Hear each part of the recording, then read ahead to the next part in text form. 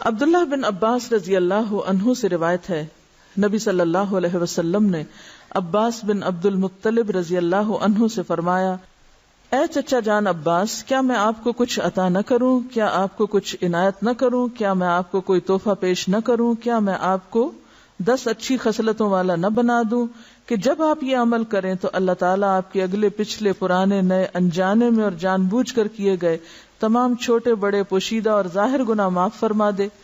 وہ یہ ہے کہ آپ 4 رکعات نفل اس طرح ادا کریں کہ ہر رکعت میں سورۃ فاتحہ اور کوئی دوسری سورت پڑھیں۔ جب آپ اس قرات سے فارغ ہو جائیں تو قیام کی حالت میں ہی یہ کلمات 15 بار پڑھیں، یعنی قرات کر کے سورۃ الفاتحہ پڑھ کے سبحان اللہ والحمد للہ ولا الہ الا اللہ واللہ اکبر۔ پھر آپ رکوع میں جائیں، تسبیحات رکوع سے فارغ ہو کر رکوع میں ہی ان کلمات کو 10 بار دہرائیں، پھر رکوع سے اٹھ جائیں اور سمع اللہ لمن حمدہ وغیرہ سے فارغ ہو کر 10 بار یہی کلمات پڑھیں، پھر سجدے میں جائیں، سجدے کی دعائیں پڑھنے کے بعد یہی کلمات 10 بار پڑھیں، پھر سجدے سے سر اٹھائیں اور جلسہ میں جو دعائیں ہیں وہ پڑھ کے 10 بار انہی کلمات کو دہرائیں، پھر دوسرے سجدے میں چلے جائیں، پہلے سجدے کی طرح 10 بار پھر اس تسبیح کو ادا کریں، پھر سجدے سے سر اٹھائیں اور جلسہ استراحت میں کچھ اور پڑھے بغیر 10 بار اس تسبیح کو دہرائیں۔ ایک رکعت میں کل 75 تسبیحات ہوئی۔ اسی طرح 4 رکعات میں یہ عمل دہرائیں۔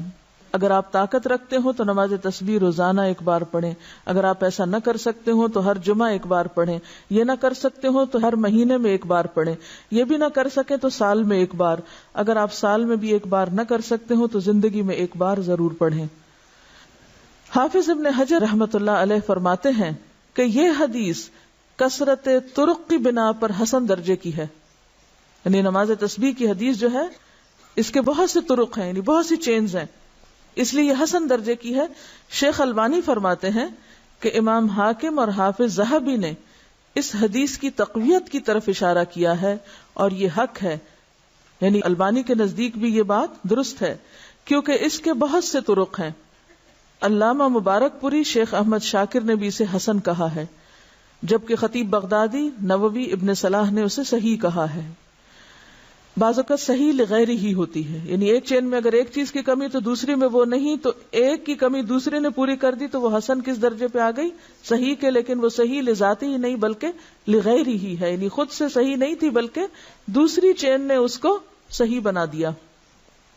نماز تسبیح میں تسبیحات تشہد میں التحیات سے پہلے پڑھیں، بخلاف دوسرے ارکان کے، ٹھیک ہے؟ باقی تو یہ نا سورۃ فاتحہ وغیرہ پڑھ کے تلاوت کر کے پھر تسبیح پڑھیں، اسی طرح سجدے کی تسبیح پڑھ کے پھر یہ تسبیحات پڑھیں، سمع اللہ لمن حمدہ کہہ کے پھر تسبیحات پڑھیں، سجدے کی تسبیح پڑھ کے پھر یہ تسبیحات پڑھیں، اسی طرح دوسرے سجدے سے اٹھ کے پڑھ کے پھر اٹھیں۔ لیکن تشہد میں آپ کیسے پڑھیں؟ تشہد سے پہلے، بخلاف دوسرے ارکان کے۔ نماز تسبیح کے بعد پڑھی جانے والی دعا کی سند سخت ضعیف ہے، معلوم نہیں وہ کون سی دعا ہے، میرے علم میں تو نہیں، بہرحال جو بھی لوگ کو خاص دعا پڑھتے ہیں وہ ضعیف ہے۔ اس کے راوی عبد القدوس بن حبیب کو حافظ ہیثمی نے متروک اور عبداللہ بن مبارک نے کذاب کہا ہے۔ یاد رہے کہ اس حدیث شریف میں نماز تسبیح کو باجماعت ادا کرنے کا ذکر نہیں ہے، صرف انفرادی عمل کے طور پر نبی صلی اللہ علیہ وسلم نے اپنے چچا جان کو اس کی ترغیب دی ہے۔ لہذا جو مسلمان نماز تسبیح ادا کرنا چاہے اسے چاہیے کہ پہلے نماز تسبیح کا طریقہ سیکھے، پھر اسے تنہائی میں اکیلا پڑھے۔ یہ رویہ بھی انتہائی مہلک ہے کہ بندہ فرض نمازوں پہ تو توجہ نہ دے مگر نماز تسبیح ادا کرنے کے لیے ہمہ وقت بےتاب رہے۔ لہذا فرض نمازوں کے تارک کو پہلے سچی توبہ کرنی چاہیے، پھر وہ نماز تسبیح پڑھے تو اسے یقیناً فائدہ ہوگا، کیونکہ فرض قضا کر کے نفل پڑھنے میں فائدہ نہیں ہوتا۔ نفل اس وقت فائدہ مند ہوتے ہیں جب آپ فرض بھی پڑھ رہے ہو، تو بہت سے لوگ فرض تو پڑھتے نہیں اور کبھی کبھی صلاۃ و تسبیح پڑھ کے سمجھتے ہیں کہ سارے فرض ان کے ادا ہو گئے، جبکہ ایسا نہیں، فرض اپنی جگہ فرض ہے۔